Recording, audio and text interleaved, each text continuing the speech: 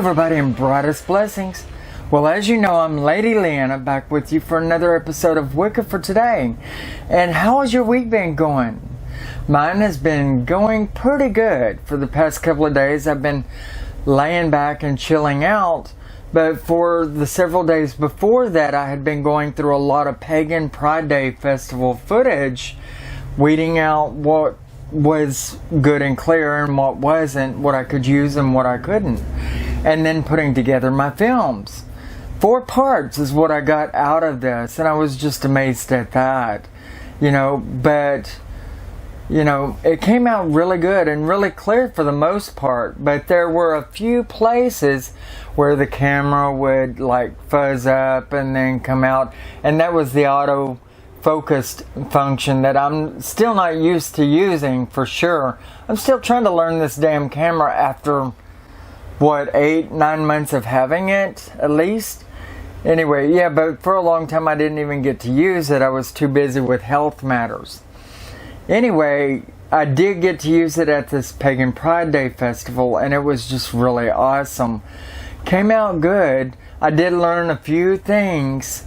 And that was, for one thing, don't stand near a squeaky door while conducting interviews. Number 2, take the person I'm interviewing away from the crowd if I can at all coax them to do that.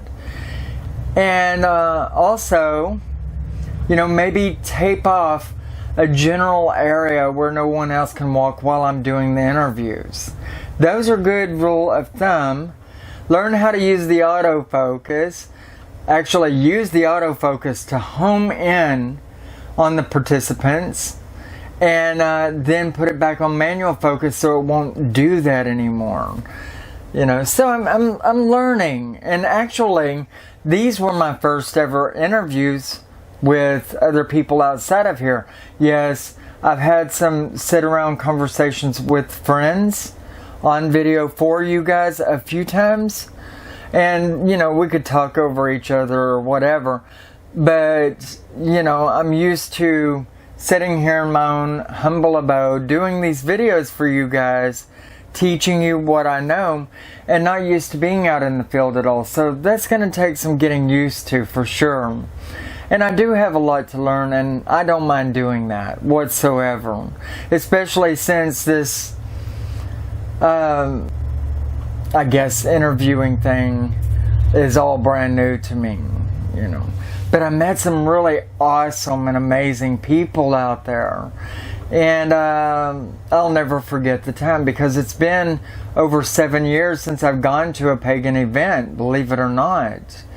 And so this was well worth it. And, that brings me to my topic here today, which is fellowship. You've got to get out and meet people. I know that in some videos I told you that you need to be very careful and not just go right in like a bull in a china closet and to a pagan event. Actually, not a pagan event, but a private ritual or sanctuary. Don't just go in without knowing the people that bad things could happen, and I stand by that. However, there are pagan events that are going on all over the world that you can attend that has eclectic bunches of people from different groups and transpire in the daytime, and in the night, as a matter of fact. But it's so public that things really would not be likely to go wrong there. So fellowshipping in these kind of situations are really okay. Just, be very careful about sanctuaries and people you don't know. That's the main thing, or where it's not public. But it was awesome. And we have to have that. I did not realize how much I missed fellowshipping with other people like myself. It's been so long, and I was okay with it for a while, and now I've got that itch, where I've got to get out, I've got to see other people within paganism and participate within events, even if I don't get involved with an actual group. on a regular basis. And I don't really want to do that right now. But I do want a fellowship. And we really do have to have that. If you haven't figured out who you are yet, and that's very, very important, before you can be at one with other people, you have to know who you are. And there are many different spaces of your life that you can attribute this to, like learn who you are in motherhood, learn who you are as a spiritualist, learn who you are within a relationship, whether you're in one now or not, or how you feel about getting involved with somebody relationship oriented. There are many different brackets and spaces of yourself that is good to get in touch with. And I've recently talked to one of my little friends on Facebook. She's really sweet. And she asked me, or actually she just addressed all of her Facebook friends on, what box she fits in, how she feels about herself, not being able to reach out and talk to other people or being comfortable with it yet. And I told her, I said, that's all right. You're trying to figure out who you are or what box you fit in. It's okay to stand back and figure that out before you bring other people into it. Actually, it's better that way, because you don't know even yet who you want to be around. So, all very good information there. But you have to figure out who you are before you can go out fellowshipping. But once you've gotten established in who you are, and you've grown within your path, it's really important that you get out there and you talk to other people or fellowship with other people that would come to you, because your information is great. That what you've learned in the past is good. But knowledge can become very stagnant, when you just rely on memory. And you really can't do that. You have to keep on learning. You have to keep putting yourself out there to draw upon the knowledges and wisdoms of the world, whether through YouTube or television or newscast, or the students from the past that come through and visit with you sometimes, or getting out there among other pagans, various people you don't know. And that's really important when it's at very public events, and drawing on the information that they would have to offer. At this Pagan Day Festival, I found that even the vendors could be excellent teachers, and there was one in the very first show to do with this Pagan Day Festival, and his name was Thaddeus. Very intelligent, very full of information, ready to talk and communicate. He was a talker, that one. Very sweet guy. Found out that he was a fan of mine, and I didn't, even think that I was going to run into people that had been watching the show, because this was the first pagan event I've attended since I began this show. But Thaddeus was full of information, and he left with really good words of knowledge and wisdom to new pagans who are trying to find their pathway. And so I commend him on that. My hat's off to you, Thaddeus, for that. And other vendors were just excellent too. I really love Jewel, and we've connected now on YouTube. I've noticed that she's subscribed to me, and probably eventually, once she finds out that I'm on Facebook, or I can find her, then we'll probably connect there. And so many other different vendors and people that I've met there, people that I've interviewed. Me and them have connected. How about that Ginger? Just so full of energy and zest, that one. She's a firecracker, and I love her to death. And whenever I was talking to her, I realized, and watching the videos back later, that she and I probably have a lot in common. Our voices are about the same too, I think. But, she was just really excellent to talk to. And now that we've connected on YouTube and Facebook, as well as Linda Millard, she's a very sweet lady, very talented. Both of them actually very talented in their music. Both of them play several instruments. And I don't know if you know it, but I have been playing actually guitar for at least, 40 years. Since I was 8 years old, my dad started teaching me guitar.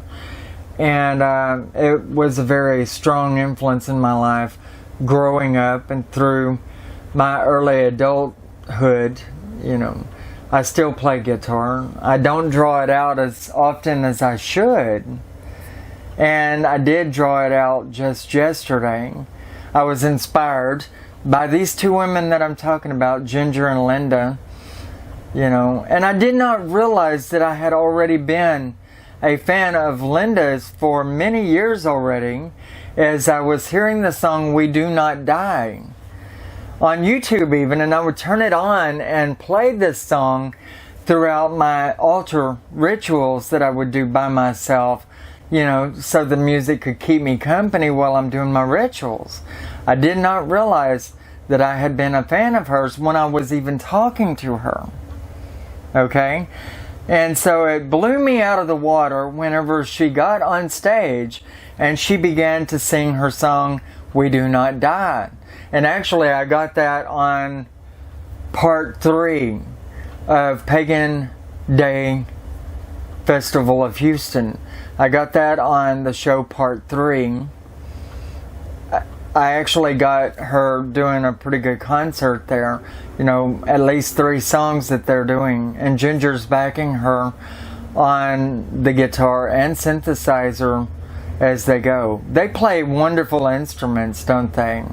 I believe Ginger plays drums, guitar, and synthesizer, and probably more for all I know. And I know that Linda plays guitar and bass, and let's see, there was another, flute, and that's about all I know of so far, but I'm quite sure that they play other instruments. Very lovely ladies, and really resonated with me on a good level because they remind me of me. And basically I had good conversations with them. And the interview with Ginger, it was just really a great interview. She interviews very well, by the way. And she's just so full of life, and she's bigger than life, And I hope that I get to talk to them a lot more in the future. I'm really banking on that. I really do want to get an interview with Linda. I didn't get to do that. I think she was just really tired after her session on stage, and then she probably got busy with other things and just forgot. But I'm sure I'll get the opportunity in the future. As a matter of fact, she told me on Facebook that she would like to do that for me in the future, or with me. And so I'm looking forward to that for sure. And let's see, then there was Dancing Rabbit, who wrote a book long ago. A very lively fellow, very, very happy, has a good sense of humor, as you can tell from the video. I really loved interviewing him, as well as others. I mean, it was just amazing. And I've probably, like I said, made some lifelong friends here. I definitely intend to run into them at future events. As a matter of fact, the entertainment coordinator, the one that heads up that, contacted me on Facebook and friended me. And I was worried that I had offended her or something, because I didn't even get permission to film this event, but I had a good general feeling that it would have been alright. And so whenever she contacted me and said, I wanted to talk to you about your footage, I was afraid, oh God, I did something wrong, you know. But she said, no, quite the contrary. I would be interested in pursuing this in the future. And I was like, oh, okay, so they really liked it. You know, as a matter of fact, I did have a ritual footage, but I would not show that on my videos because I feel that there are so many people that hold their rituals personal, and I would feel that I was trespassing on that. So I did not want to put that footage inside there. Although like a bull in a china closet, I almost did until I had a chance to sit back and think about it, and I actually had to withdraw it from the film that I was currently working on, you know, whenever I pulled it. You know, as a matter of fact, they were given wristbands at the door, one of them purple and the other one green.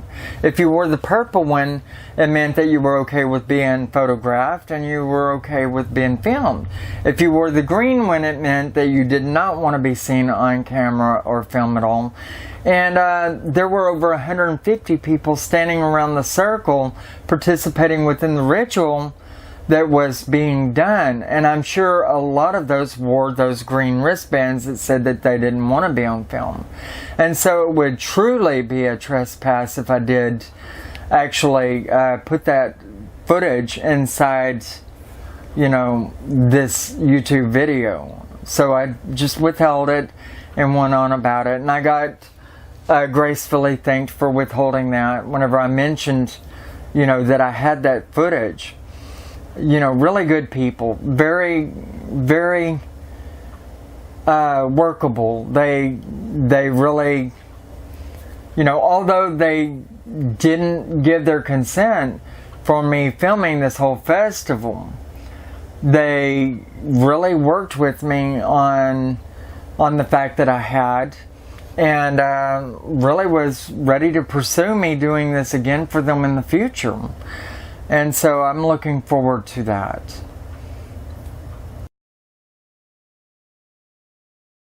Now, as a lot of you know, that I usually sit in this one little area of mine here within my abode, and I conduct my teachings like this, you know, and that's all good.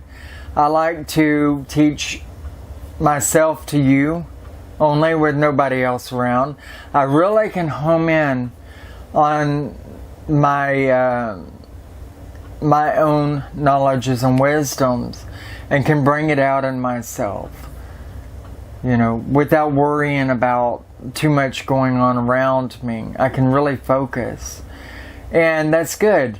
I do intend to do a lot more in the field, you know, interviewing other pagans, and to do with events and also knowledges and wisdoms that they could share with you. As a matter of fact, I have one coming up that I'm going to do where I bring for you in front of the camera a friend of mine, one of my students, that is actually a Santeria practitioner, and he's going to talk about his religion so we can get the take on Santeria and what it's about.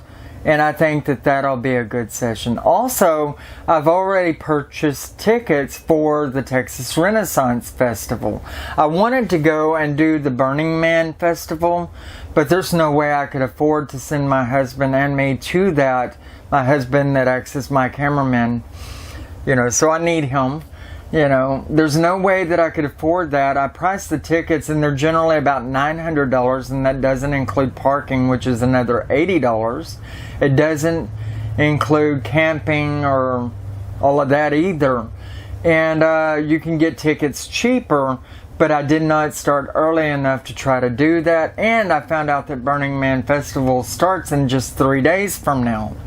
So there's no way that I could actually put that together. But I said I'll be damned if I miss Texas Renaissance Festival.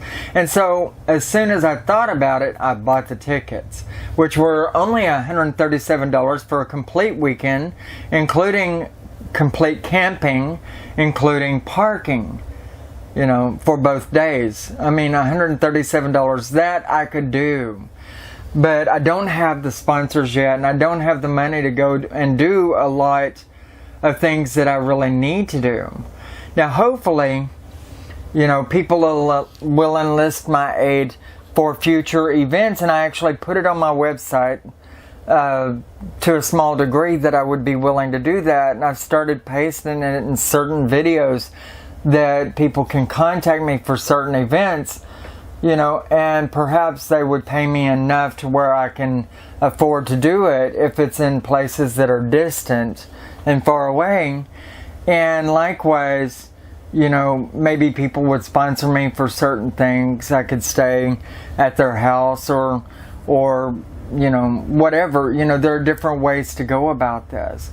But I intend to be doing a lot of it, and I'm really looking forward to it. You see a lot of YouTube videos out there with people that are practicing Wicca and teaching about Wicca, but you don't see a lot on people actually going to events and doing the outdoors filming. And I have this brand new camera which is top notch. You cannot beat it. It was a very expensive camera, and it's perfect for doing the outdoor stuff, as you saw within those Pagan Day Festival videos, that it really does work. Like I said, I've just got a lot to learn about filming and interviewing outside or in the public where there's a lot of talking going on. For the most part, what the message is that I want to convey to you in this video is that you really do need to get eventually with other pagans, people that have something in common with yourself. And it doesn't necessarily matter if you're a witch and you're talking to a shaman or a druid, or you're a druid and you're talking to one that values themselves as a wizard or whatever. It doesn't matter. But meeting of the minds with people that are open-minded is the most important thing here. When you get together and talk with other people that are in your path, it's really, really excellent also. But just to get out and be among open-minded people that value things on the same level that you do, that's to be beheld. And I encourage you to do that as much as you possibly can.